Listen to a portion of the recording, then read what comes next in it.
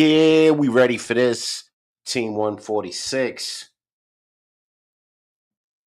Welcome to the Big House Breakdown, all things Michigan Wolverines. And we are here for this today. I'm your host, Vic. We're here for this today. We're here for a serious breakdown preview of Michigan versus Washington coming in at 5-1 versus your Michigan Wolverines playing at home, a 12 o'clock game tomorrow. And we want to find out what's going on with them, what's going on with both teams, what's going on with the game, how's it going to shape up, what's the fervor, what's the flavor of both teams as we move into the rest of the football season. But just like we do in every show, this show is about the college football multiverse, as it were. Now that we're breaking up into two bi-coastal conferences, the Big Ten and the SEC, effectively. I mean, the other ones are still around, but they're a shell of what they used to be, and eventually all will get absorbed into the two. But for right now, we're dealing with that's what we're dealing with, and we're going to review the week that was week 7 of the college football season 2025. So we're gonna go and get into it. Give me a sec to pull up what I gotta pull up. College football top players, week 7. Let's get into it. Do it. All right. So college football had many games that were, super interesting, right? So Cameron Dickey from Texas Tech was named Offensive Player of the Week, and David Bailey from Texas Tech was named the Defensive and Pass Rusher of the Week. Uh, Caden Salter from Colorado was named the Quarterback of the Week, while Mateen Igrugba from Wake Forest was the Run Defender of the Week. And Booger Trotter was named the Coverage Defender of the Week. Julian Sayin had the highest PFF grade amongst quarterbacks at 92, while Jordan Napier of San Diego State led wide receivers with a 93.8 PFF grade. Offensive linemen with the highest grades included Jacoby Hills and Eric King of Temple.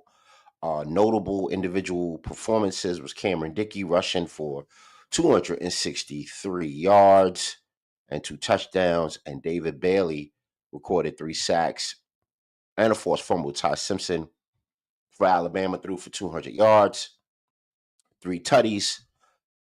Desmond Reed of Pitt had a 72-yard touchdown run. That was crazy. Go watch that. And Jalen Gardner of Houston had 7 tackles, 2 sacks, and a forced fumble. So he could have rivaled homeboy David Bailey from Texas Tech.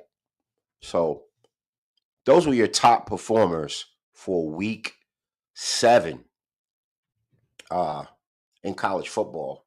If y'all want to tap in and tell us who y'all think were the best performers of college football week 7, the way to do it is StreamYard.com, DZ2FFUAHS7. You put the number above in your address bar. I bring you on stage. I'll even come on stage live with you and we can chop it up. But until then, my little animated emoji stays up and we continue to rock out. All right. So we're going to keep it moving. Now, we heard all the top performers. And then, of course, I think Mayava had a pretty good game versus Michigan. He should have been considered in that group. And if you want to go back and check out my Michigan review game, my review video of the Michigan USC game, you will see all about Mayava's performance. But let's get into the top 25 now that we had talked about the top performances of week 7. So the top 25 poll goes as follows. Let me turn my call letters into a ticker and we can get busy. All right. So Ohio State is at one. Miami is at two. Indiana is at three. Who would have thought? Texas A&M is at four. Ole Miss at five. Ole Miss at five. Wow. Say that fast three times. Uh, Bama at six. Texas Tech at seven. Oregon at eight. Georgia at nine. LSU at 10. Texas at 11. Georgia Tech at 12. Notre Dame at 13. So even though they took a loss or so, they're hanging in the standings. Oklahoma at 14, BYU at 15, Mizzou at 16, Vandy at 17, Vandy at 17, Virginia at 18, Virginia, whew, right? 19, USC at 20, Texas at 21, Memphis at 22, or Utah at 23, Cincinnati and Nebraska finish off the top 25. And I gotta say it, my Michigan Wolverines are not in the top 25. So, we're taking our we're taking our L's, we're looking our wounds, and we're gonna come back and we're gonna show the world, college football world that is, why we deserve to be in the top 25, if not the top 10, so we can make this playoff push. But we'll get into that a little bit later. So, showing the top 25, let's start to talk about if the college football playoffs were today. Put it in the chat. Do y'all have any viewpoints on where we would be if the college football playoffs started today? Where would your team be? How would your team do? Um,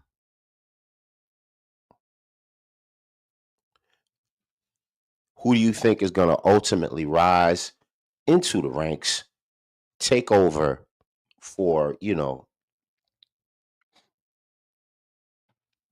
take over for those who, and overcome those who have sat in the chair for a good while? Who do you think? Well, Yahoo Sports has some things that they'd like to add to that. So they think they think that Ohio State will be one. Let me remove the other. Let me remove this.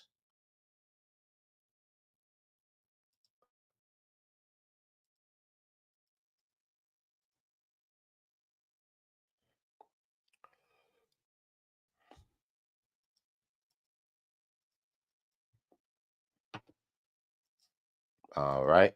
So we're gonna continue on.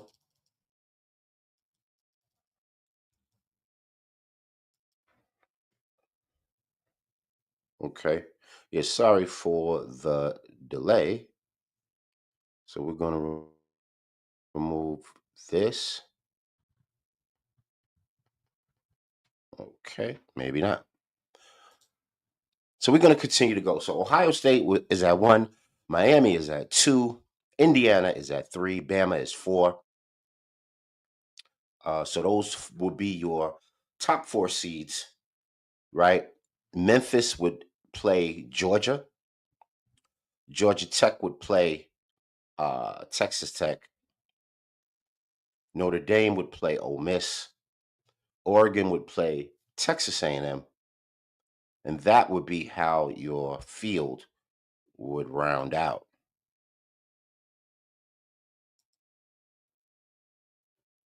So get with us. Let us know how you think the college football playoffs would round out. How do you think that they would, fall into shape?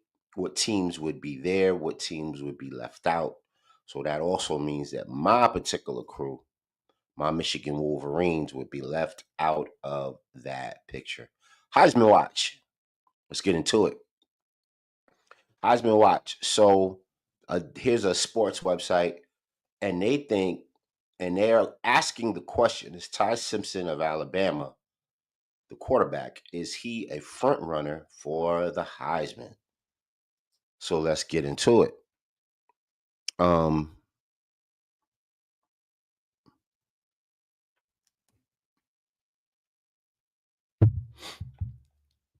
yeah. So is Ty Simpson a front runner for the Heisman? Let's try to delve into that. So in fifth place for Heisman amongst the voters so far, Jeremiah Smith of Zero State, Ohio State, of course, right? He's can't argue. He's one of the best wide receivers in the game. So he gets the fifth placement. Usually I would tell you by how many votes, but I can tell you this: 5.5 reception a game, 83.5 yards a game. Yeah, his longest reception was 33 yards, and he gets at least a touchdown a game. Jordan Maava of USC, and because of his game versus my Michigan Wolverines, uh, his highs are 285 passing yards, uh, 290 rushing yards on the season. Um, he averages he averages a rush of 7.5. Um, his longest completion was of 43 yards, so on and so forth. The third one in context for or up for the Heisman voting would be Fernando Mendoza of Indiana. Um, you can go on the All 22 tape and watch some of his stuff.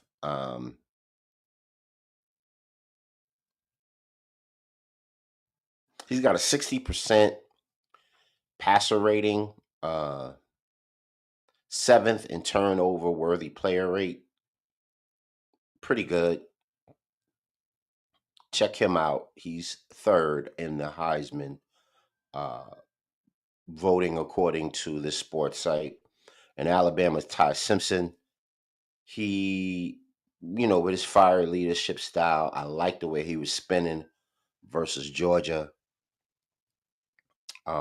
They're getting ready to play an important game versus Tennessee, and he will be pivotal in that matchup. And Carson Beck,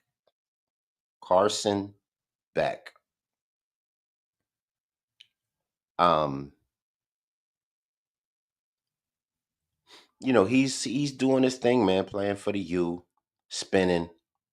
Um, they're getting ready to play an important game versus Louisville. So again, your Heisman candidates round up as Carson Beck with the number one prize spot, followed by Ty Simpson, followed by Fernando Mendoza, followed by Jaden Maava, and then followed by Jeremiah Smith. Jump in the comments. Tell us what you like. Tell us what you don't like about this. Is this website correct? I got Jaden Maava in there. I have they don't have John Mateer in there. I would put John Mateer in that category, and he may not be in the top five. He might be an edgy sixth place amongst the Heisman voting as of right now today. But things change. Things will and do change. So we're gonna see how the season rounds off, and we're going to see how that shakes. It's usually a quarterback based award. The fact that Jeremiah Smith is still in there at five is a little surprising. His stats aren't that great on the season. So that's what that is. So if you believe that Jeremiah Smith is because he had a great season last season, I don't think he's still having the same season he had last season. He's consistent, but I don't think he's having the season he had last season at all. And I think a lot of his Heisman consideration is based off of a lot of fanfare from the previous season. But that's just me. If you're an O State fan, you're welcome to join in and tell us why you think Jeremiah Smith should be up for the Heisman. If Jeremiah Smith is up for the Heisman, then before Justice Haynes got hurt, he should have been up for the Heisman as well with the stats, with the 100-yard games that he was having every single game, long runs every single game, almost averaging 2 touchdowns a game for the Michigan Wolverines. Despite the record, he should be in the Heisman consideration. And there's some tough games, some impact games coming up this weekend. So the top 5 impact games is Bama at Tennessee. I don't know much about Tennessee's defense this year. Tennessee's offense is pretty stout, but Ty Simpson is spinning right now. He's really doing well. Give me Bama in a 2-score win. Utah at BYU. So Utah at BYU. BYU is ranked. Utah is ranked as well. Give me BYU in this. I think they'll keep it conservative and do just enough to beat their rivals. Ole Miss at Georgia. This is a SEC slobber knocker. Pause. And Georgia needs this win to prove themselves um, as contenders for the playoffs. Ole Miss wants to keep their leverage and their positionality in the standings, so they make the playoffs. I love Chambliss. I love the way he's spinning the rock and commanding that Ole Miss team right now. I'm gonna go with Ole Miss in a. I'm gonna go with Ole Miss in a stunner. Why? Because I think Ole Miss has finally got it figured out against these SEC teams this year. I think they finally have a lot more cohesion and tenacity on offense and defense. Give me Ole Miss to shock the world and beat Georgia in that SEC heater. Give me out of SC and Notre Dame, old school blue blood rivalry game. Give me SC riding high off the Michigan win. Give me USC, gonna be just a little bit too much with their skill position for Notre Dame. Give me USC over Notre Dame and Vandy LSU. This is something I saw, and I saw an article where they say they're favoring Vandy over LSU. Like, what universe does that happen? So you know how the mighty have fallen, right? And then you also know how Vanderbilt, which is was that was a consistent underdog for decades, all of a sudden climbs into CFB prosperity. Where did this come from? I think Vanderbilt has a lot to prove. I think they're playing at Vanderbilt. That place will be rocking. Um, or they may just pay people to sit in the stands. Wink, wink. give me, give me LSU. I'm going LSU. I don't see it. I don't see Vandy beating LSU, but that's just me. I think LSU's defenses, I think their front may be just a bit too much for Vandy as the game goes along. Therefore, and those are your top games for week 8 in this college football slate on the Big House Breakdown. So now let's get into this. The preview matchup between the Michigan Wolverines and the Washington Huskies. Washington comes in at 5-1. Michigan comes in with 2 losses on the season. Um, trying to lick, trying to lick wounds, trying to be the better blue chip team that we are. I believe the two teams are. Matter of fact, I believe Michigan is higher in the blue chip ratio than Washington. Washington has many skill players. They recruit like they still had that team that went to the championship in 2023 with the receivers and the NFL caliber quarterback and the defense that's very active but kind of undersized. They look like a similar team now, but they've changed their defensive philosophy a little bit, and we'll get into that in just a second, but let's do matchups. Matchups. Wow. So let's talk about both teams, their impact players and skill by skill position. Who wins what matchup, skill by skill position? So of course, this is going to be Bryce Underwood and Demond Williams matchup here. Demond Williams is a 5'11" with a rocket for an arm. He could throw it all over the yard, number one. He can run all over the yard, number two. He's got quicks like Michael Vick. He's got an arm like Michael Vick. And he's not afraid to get into the fight as a quarterback, which is great. Some quarterbacks are afraid. What I mean by getting to the fight is, you got a pocket, you have the rush coming at you, and Demond Williams is not afraid to step up into that fray and throw a good ball. Neither is Bryce Underwood. Bryce Underwood is our 6'4" and a half, 225 plus pound, you know, best recruit of the year last year, Wonderkin quarterback. He's our phenom, and he's not having a bad season for a phenom at quarterback. He's just not. So he can run it, he can throw it. He's done a bunch of that. He's learning a lot about what his eyes are telling him is what his eyes are not telling him, and only experience is going to have him be more efficient at that. So he needs a lot of help. And of course, Michigan has a lot of 5 stars, blue chip players to help him with that such cause, but we haven't done the best job of it. And we certainly didn't do that last week, even though there were breakout performances or steady performances by our wide receiver core. Our running game left a lot to be desired. And of course, football is a balanced game between special teams, offense, and defense. Defense did not help the offense. Offense had to feel like they had to force some things. 9 times out of 10, this matchup becomes a push because they're two young, exuberant, ultra talented quarterbacks.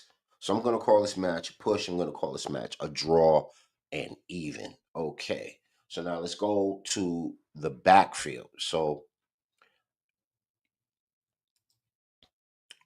Washington brings Jonah Coleman into the fray as their number one runner, number one, right? And Michigan, because of the injury to Justice Haynes, he's kind of, probable, I would imagine, because he came back during the game. Last week, they said he could have played if this was like a playoff type of environment, but there was no reason to get him back in a fray in a losing cause. So we have the Mr. Ohio, Jordan Marshall, leading the running back core for the Michigan Wolverines. I don't think that's much of a drop off. I just think it's a different style of play. Haynes is more nimble, shifty, cutback, explosive type of runner. Uh, Jordan Marshall is your bang bang, 4 yards in a cloud of dust. But he's the engine that revs over time. He's that running back. He's like an Emmett Smith. The more carries you give him, the better he gets over the course of the game. And he wants the contact, but he'll take the open hole. So we have the utmost faith and confidence in the runners. So between the two runners, and I know that Jonah Coleman has 11 touchdowns on the year and 500 yards. Justice Haynes was doing better than him. Just saying, right? Heisman, just saying, right? So, with all of that being said, I'm gonna give it a push. I'm gonna say these two are even, and I'm not gonna say that Jonah Coleman. Most people will say, "What? You're gonna give Jonah Coleman the same level of respect that you give Jordan Marshall and vice versa?" Yes, because I remember that running back that wore number 23 last year that lined up against a good Alabama team and put belt to ass for a whole ball game by himself. A bowl game, ball game. And that was Jordan Marshall. So I know when my brother gets rolling what he can do.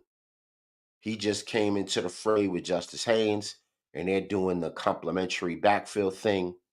And Jordan Marshall didn't get as many touches as he'd like to. But the really quirky thing is who is going to be Jordan Marshall's backup, because Michigan loves to spell their backs so they stay fresh throughout the game. So is that going to be Jasper Parker? Are we going to go further down into the depth chart, to give Jordan Marshall a spell?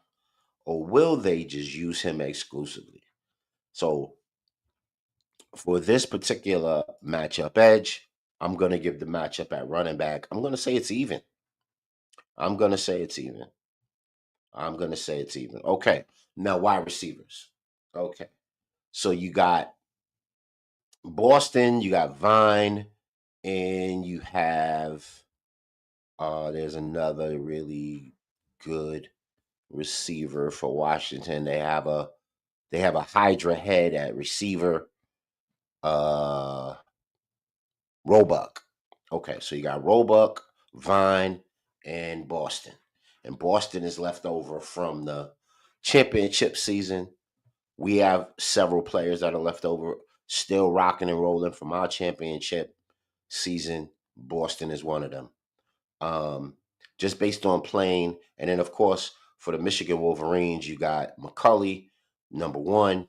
You have Andrew Marsh coming on very strong. He had that breakout touchdown run last week after he caught an intermediate ball, shook a defender, took it to the house. I'm going to give the receiver edge matchup to Washington, only because they have much more productivity. And Demond Williams, he spins that things to them like nobody's business. But we'll get into some of the odds and evens of that matchup. Michigan's wide receiver core is just starting to come on. As of maybe 2 games ago, they're really starting to assert themselves. I would love to see Crowder get involved in the wide receiver. Our 6'5" speedy wide receiver in Crowder. I would love to see him get involved. And I would love to see more out of our tight end. Speaking of tight, so I'm gonna call this matchup edge to Washington. Speaking of tight ends, let's do the tight ends. Tight ends have we're gonna feature Marlon Klein and Hogan Hansen, two really good inline blockers, but two really great pass catching tight ends. Marlon Klein is the more experienced and the more fleet of foot.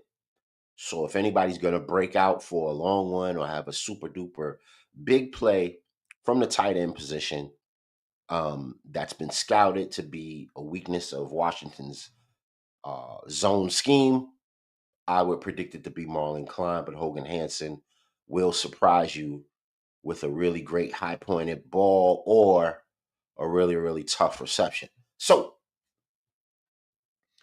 and in tight end news for Washington, you got DeGraff and you got 88 Moore. Moore is more of your inline blocker. He's a senior transfer.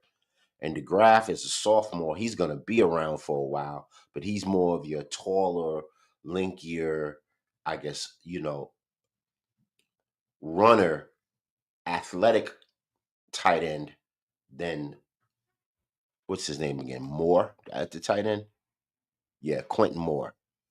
So I think they're going to be huge parts of Washington's downfield passing game? No, but they will act as intermediate passers for intermediate receivers for Demond Williams.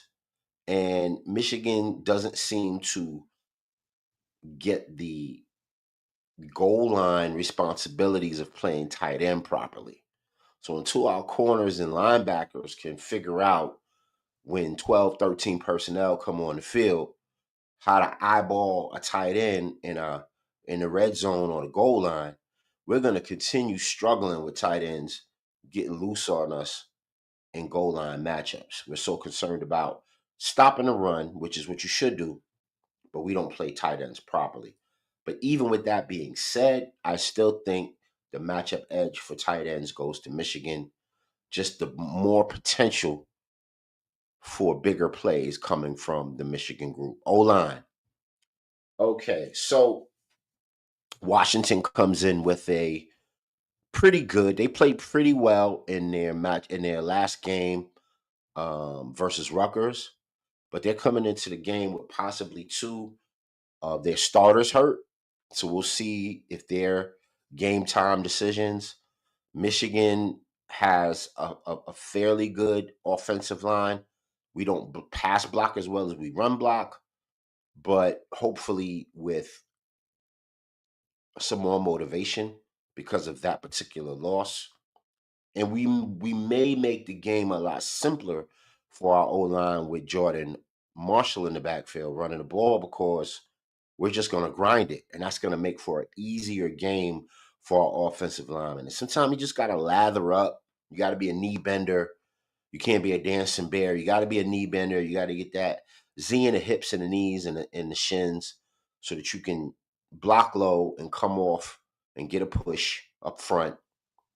I'm going to call this even. Injuries on their side, inconsistencies on our side.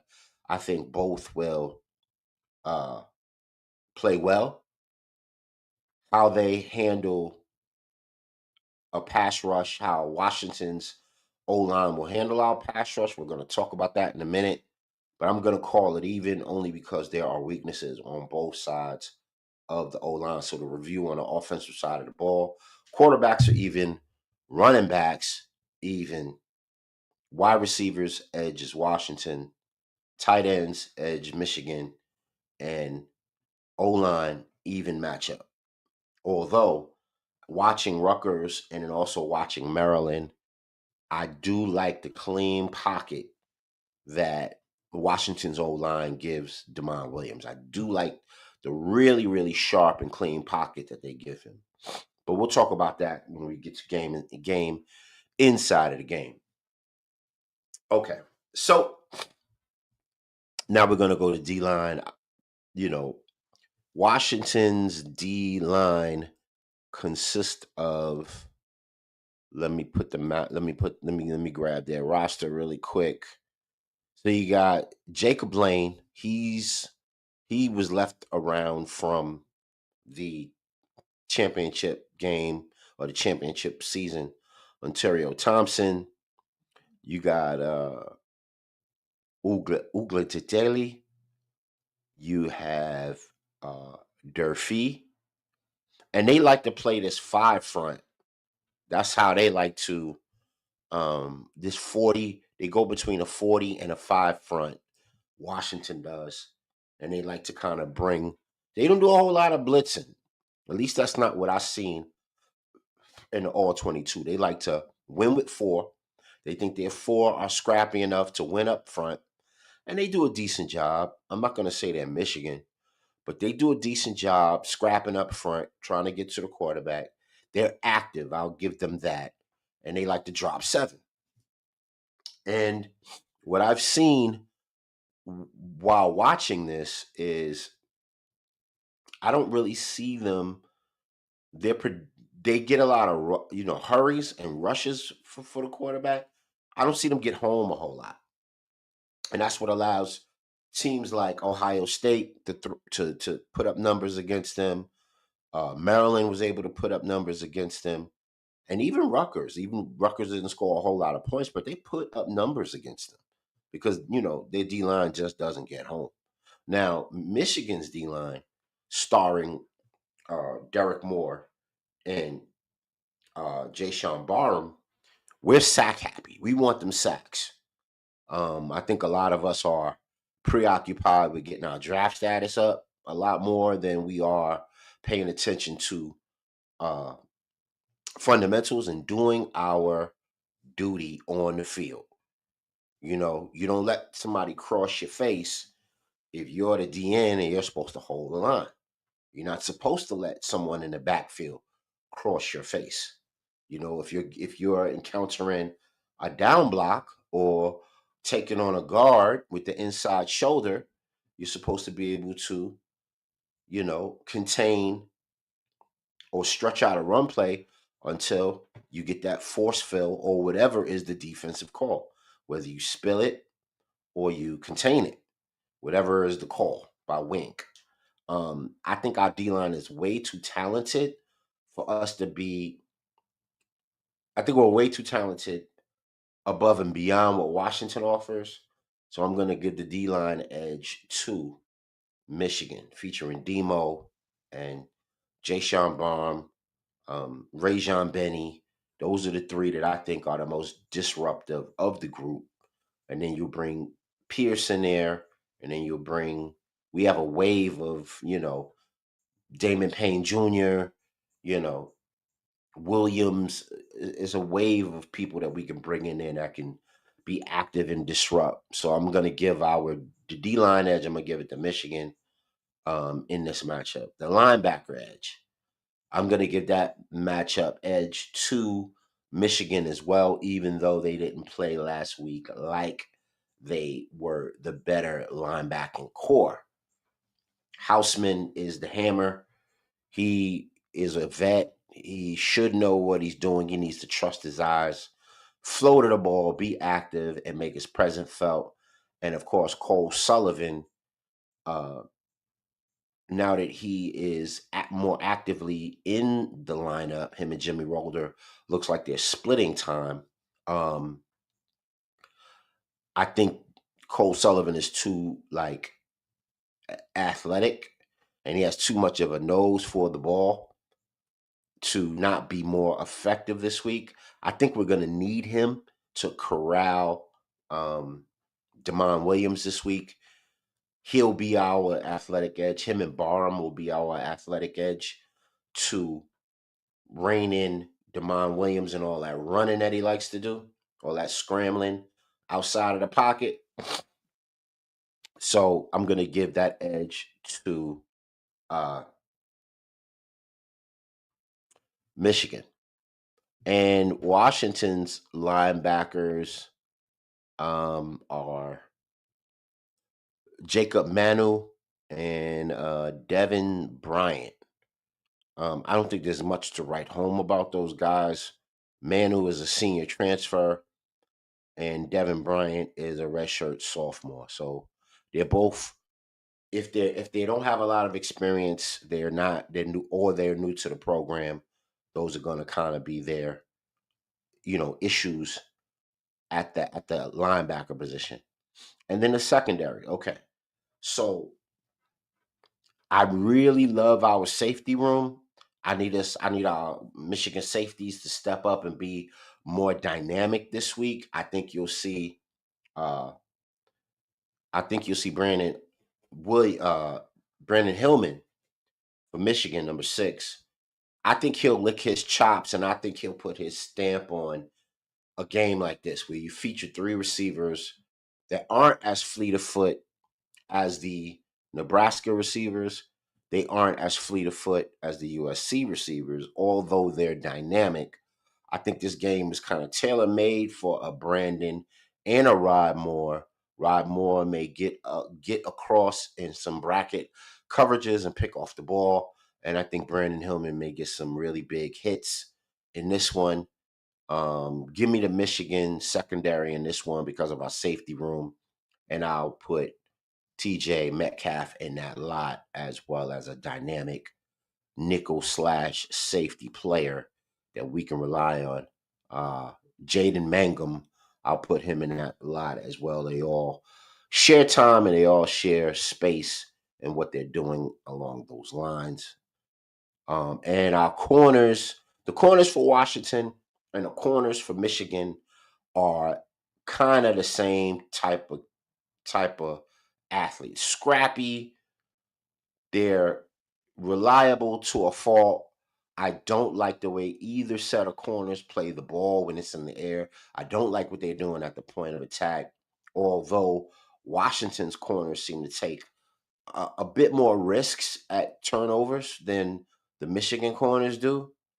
The Michigan corners are a lot more concerned with coverage rather than interceptions. I wish they would turn around and get their head looking at the ball. I think they would have a lot more turnovers.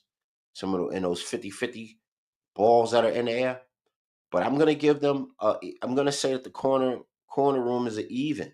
But the reason I'm gonna say the DBs get the matchup edge, it's only because Michigan Wolverines DBs get the matchup edge because of how dynamic the safeties are. We're playing at home.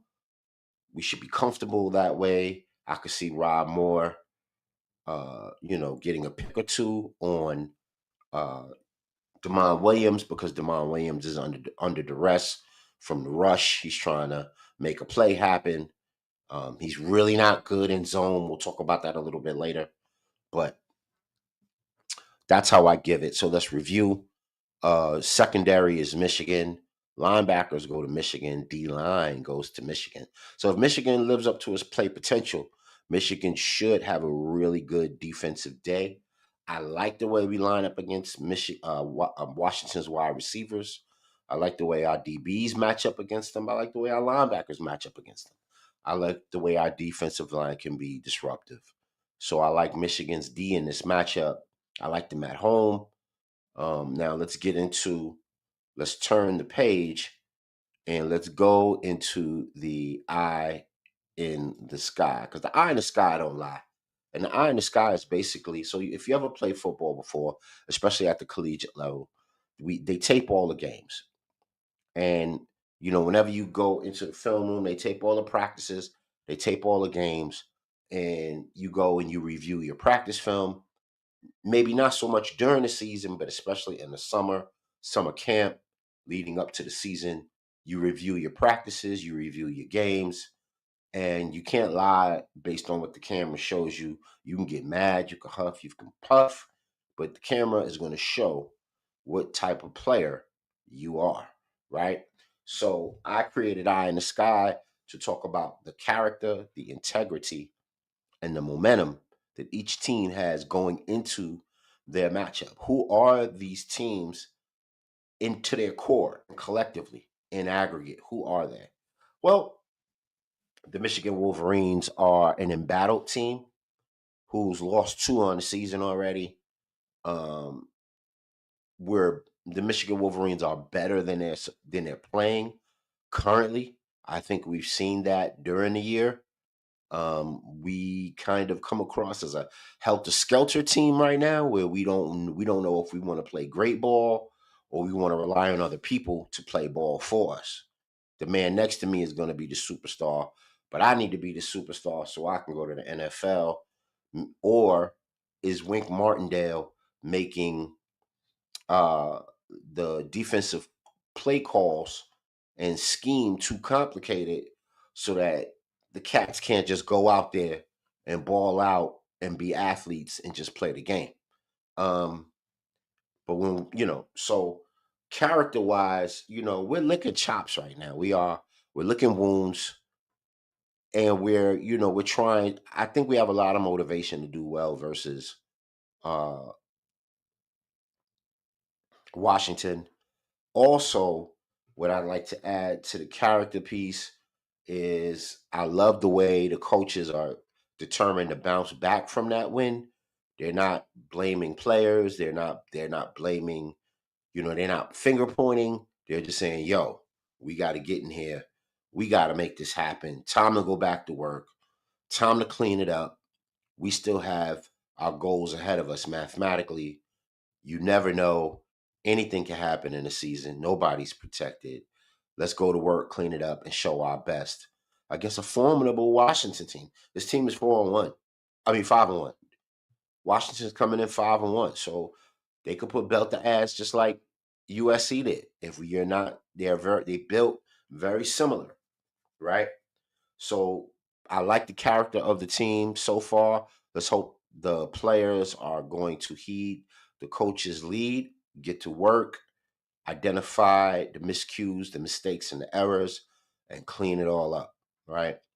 The integrity of the team. So, wow, Michigan's integrity right now. That's very interesting. I think you take lead from what your head coach is doing from an integrity standpoint. Do they need to have a players meeting and clean it all up? I love the way that Bryce Underwood in the press took responsibility for not playing the best game he could have played. That's a start. Your quarterback and your coach take responsibility for a poor performance. Everybody else should fall in line. Look, look within, drill it, work it, develop the errors out of your system, come back with a better performance the week before. The momentum, well, on the season, we're kind of going, you know, we're kind of going even odd. We're kind of winning, losing a game, win two games, lose a game, win two games, but we're losing the bigger matchups. Now, that's something I would like to see change. And I know a couple of them are on the road, but I would like to see us win some of the bigger matchups. We still have our rival in little brother Michigan State coming up. Our we still have that penultimate game in Maryland that always gives us a run for our money. And then of course we're going to play Zero State in the biggest college football game of the year, the game coming up. And I would love for us to go on a run, winning all those games leading up to the Ohio State game. Now, I don't care what fashion we win. I would just love to see us get that momentum, win those last few games so that we can, have some backbone, stand proud, stand tall, and pose a threat during the game matchup versus Ohio State. And Washington, on the other hand, coming in 5-1. Demond Williams is having a really good season. Even despite some of the close games and the loss to Ohio State, he's having a pretty decent season. You know, he's the straw that stirs the drink for Washington. For sure, for sure. He's got a Michael Vick esque type of playing style. Uh, he's their motivation. He's their juice. So as far as character goes, he goes how they go. I love how their defensive coordinator motivates the team, and I love some of their calls. He has them playing above their weight. He has them playing above their weight class. If anybody knows anything about boxing, and also the integrity of the team, they're hungry. They really want to make an impact in the Big Ten. Will they? Will they get past the Michigans, the Penn States, the Ohio States, and the Oregons? I still think they're a rung behind. They don't like that prognostication. I think if they could keep this team together with NIL in the years to come, I think they can make some noise in that regard. If they can keep Demond Williams healthy, I think they can make some noise in the future. Um, I like what they're doing as a team. They believe in each other, so there's the integrity piece there, and then the momentum. Well, they're 5-1, so they're coming off a solid Rutgers win. They're coming off a tough Maryland win, a win against Maryland, and they got beat by Ohio State, and they're licking their chops to get back, and that's sort of contention. And that's your eye in the sky for both of these teams. Who's doing better? Well, you have to give it to the team with the better record. The team with the better record is doing better for the eye in the sky, and that would be the Washington Huskies. Do I like it? No. Do I want my Michigan Wolverines to prove me wrong, to do better, to come out there and give it a better effort? So, because of their blue chip ratio, because of how talented they are, because of all of the things they have going for themselves, absolutely. So, that will remain to be seen. If Michigan Wolverines decide to play up to their blue chip ratio and play up to the integrity of their coaches and their quarterback, I think they will win this matchup. But the eye in the sky edge goes to Washington. Now, the game inside the game. Okay. So the game inside the game is basically, you've heard the crap analysis that a lot of these, talking bobbleheads will do. They'll just take a brand. If the brand is sexy, like Georgia or Alabama or, Clemson, they'll talk that team up. Penn State, USC, they'll talk that team up way above what they're supposed to be ranked, way above their capabilities, and just crown them basically. And they haven't even played the game yet. You know what I'm saying? But I don't really hear that much in this game. I hear that Michigan is going to be favored to a degree.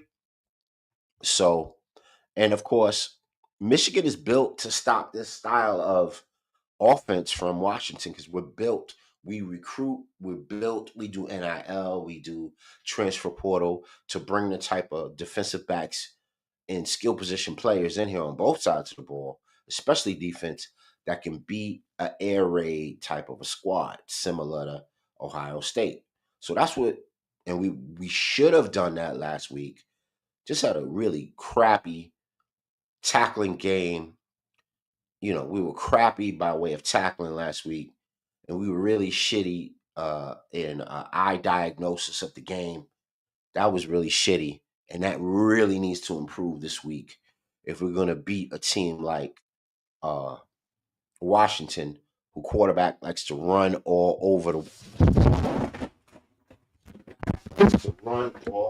world, and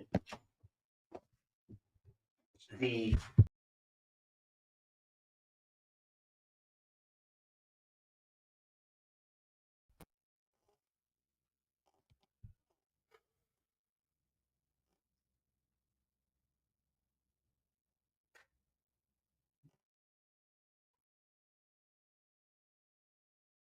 all right. So we're back on the Big House Breakdown, continuing our game inside the game. Sorry about the interruption. We're just going to continue to match up. So, game inside the game, we are prepared to um, take on. We're going to give you a heads up on everything going on with the Michigan Wolverines and the Washington Huskies, as it were.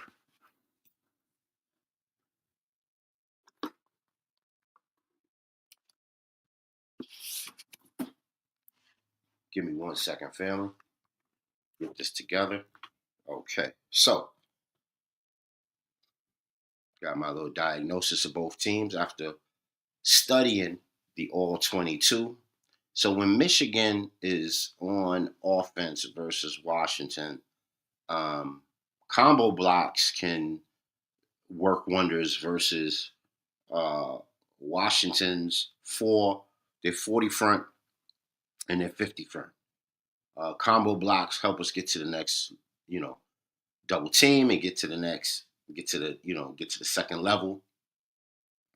Zone scheme works well because they play that 40, 50, and tight end trap also will help us get to the edge in our running schemes. So that will help us versus them. Michigan offense versus Washington, their corners. Their corners give up a lot of 50-50 balls, a lot of high point of attack kind of moments. They give that up. Um, They give up a lot of plays in an off man. I know they like to disguise if they're in an off man technique or if they're in zone. They love to rush four, drop seven. That's kind of their get down. And in doing so, um, kind of disguise and get turnovers and be really aggressive at their cornerback position. So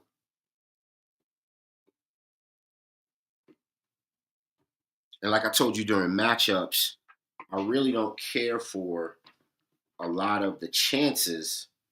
They're really aggressive, the corners on Washington, and I don't really care for the chances that they take. They will take some chances, But I really don't like the chances they take as a corner group, as a group of corners. They take some kind of reckless, irresponsible chances as a corner group, and I think they can be had that way. I think there's a good, you could have a good skill day, um, on our wide receivers, because especially McCulley with his 6'5" frame can kind of get up there and win some 50-50 balls versus some of these wide receivers that like to take chances. They like to take chances. So we need to take advantage of that. Also, like I said, they have a 40 front, a 50 front. They like to bring four plus one more ever so often. They really want to get there with four so they could drop seven. Um, so what does that mean for our offense? That means we're going to win in intermediate passing and the boundary throws. The little seep throws, the drag throws. Those throws are all going to be there. The wheel routes are all going to be there. Because if you cross up somebody in a wheel route, the tight end crossing in a wheel route is probably going to be open, in that sort of a football situation. Rollout will be there too, of course, to make that boundary throw. And Michigan excels at rollout ball, uh, naked boots, things like that. So I've seen that. I've seen them get bit by the rollout from a lot of teams, scouting the all 22. Michigan offense versus uh, Washington defense. Um, They love to flood the zone in goal line or red zone opportunities. They flood the zone in goal line or red zone situations.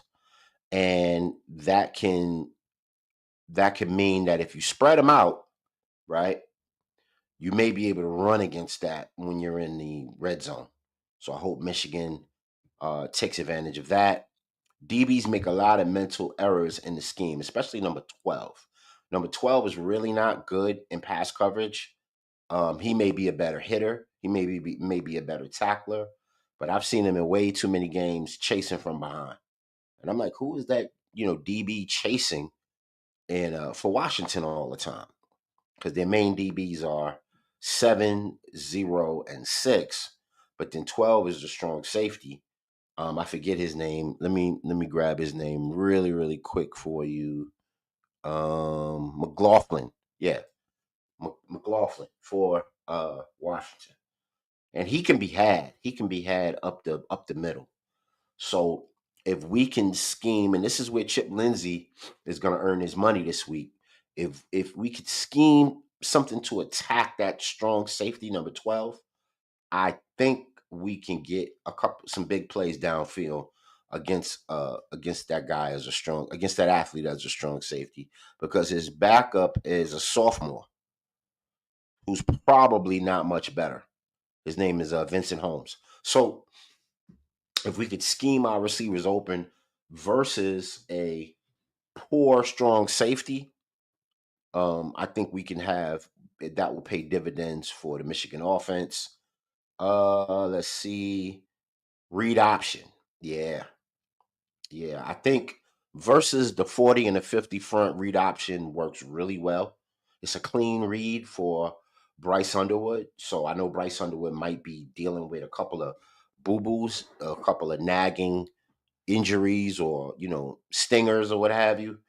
But we're going to need his legs this week, because against a 40 front or 50 front, it's really easy to read a DN, like that when you have, five up front. You know exactly what they're doing, you know exactly how they're moving. We've played a lot of 30 fronts, a lot of multiples. So this week we should have a clean read for that. Thus, we should be able to run the ball. And I think them playing a 40-50 front is in response to 2023's Washington team that played a lot of multiple and 30 front, and then they got gobbled up front because teams ran on them big time because they couldn't pose a threat. There's natural pockets in a 30, right? What I've seen on the all 22 is tight ends. get opportunities in drag routes. And I've seen the weak sisters in the secondary, like I told you, is number 12. Their secondary can be beat. Put it this way: number 6, number 7, 0, number 12, and they all play significant. If they're all starters, if not play all significant roles in the game, they all can be had. Either they take a lot of chances, or they can be beat athletically by Michigan receivers. Michigan defense, and we're almost finished, folks. Michigan defense versus Washington's offense. Washington's offense like to feature a lot of jet sweep, reverse motion to keep the eyes moving, and I'll see them doing that a lot of East and West. I'll see them doing that again this week because that'll keep our busy linebackers with their eyes moving, and they know our defensive ends and our linebackers are very heady. We're very speedy. We want to rush in and get TFLs without reading our keys a lot of times. We just want to let the athleticism, be the thing that carries the day. So we got to be careful because they'll run that reverse to Boston for sure. They'll run that jet sweep to Boston, or they'll run it to Roebuck. They'll run a jet sweep one way and a reverse another way. You know what I mean? They'll have you not trusting your eyes. So, that's one thing that we got to look out for. Running the running QB, he has the quicks. This kid is Michael Vick ish. He's not Michael Vick, but he has that skill set. Very quick, very fast. He's not very tall though, so he's only 5'11", 6 foot at the most. Throws a really pretty ball, but if we can get pressure, if we could push the pocket a little bit, get pressure, and bat some of those balls down coming from his, demure frame, we might be able to bat down 5 or 6 passes in a game and really frustrate a kid like that. Uh, like they like a zone running scheme for Jonah Coleman. They like him doing that. They like trap. They like trap scheme. They like read option with Jonah Coleman and uh, Damon Williams. They love that read option look, especially toward the end zone. Like once they get toward the red zone, they love that read option look. Um, and he's going to look to pull it. He's going to look to pull that ball and run. Um, Batting passes at the line. So one of the weak sisters is the Washington center. I saw one play where he got totally overwhelmed with a D line stunt that came from Rutgers when they played Rutgers. So Wink can kind of look at that.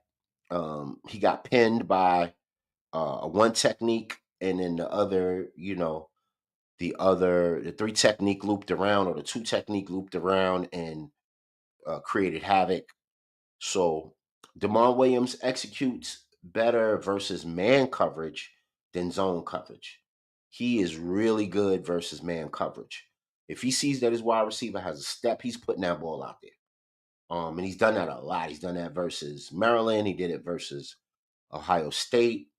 And they went up and down against Ohio State. In between the 20s, they ate up yards. So he knows what he's doing versus man. Zone, he holds the ball a little bit. He pats the ball a little bit, but he likes to run versus zone. So once everybody's downfield versus zone and those lanes open up for running, then he likes to scamper. He likes to get out there with the quick feet and gain, chunk yardage that way. Um, they like to run power on the goal line.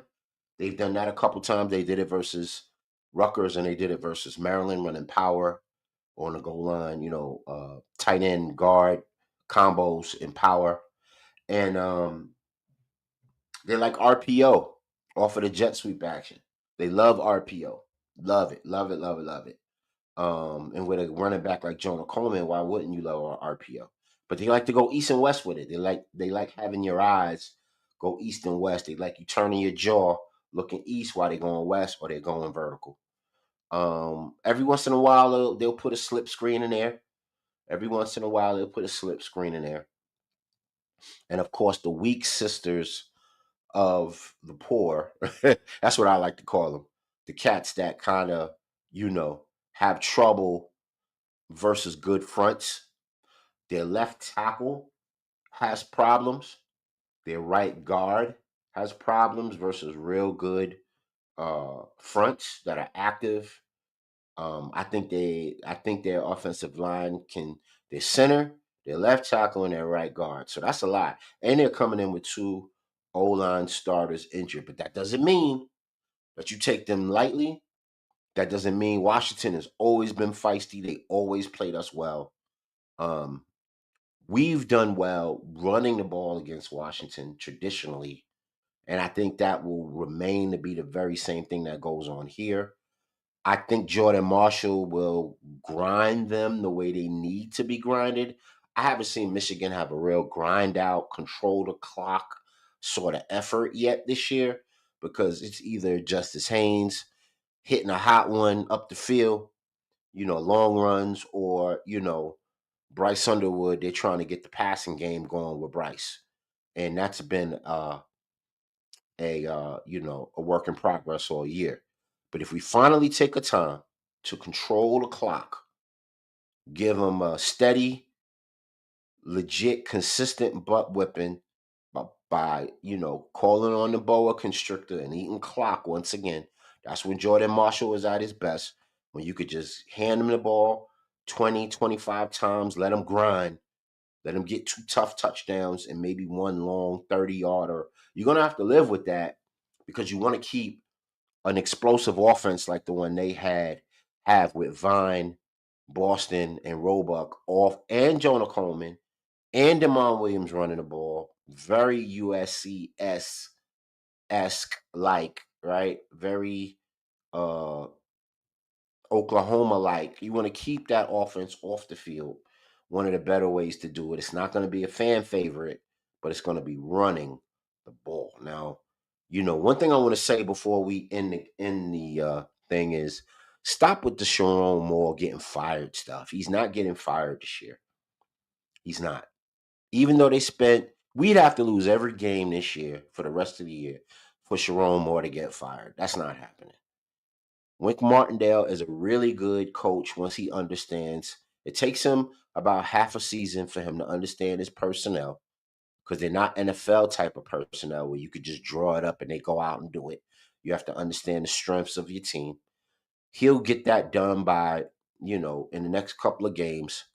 And then we'll see him shut the water off, shut the lights off for a lot of teams as far as scoring and, matriculating the ball up the field the way they have.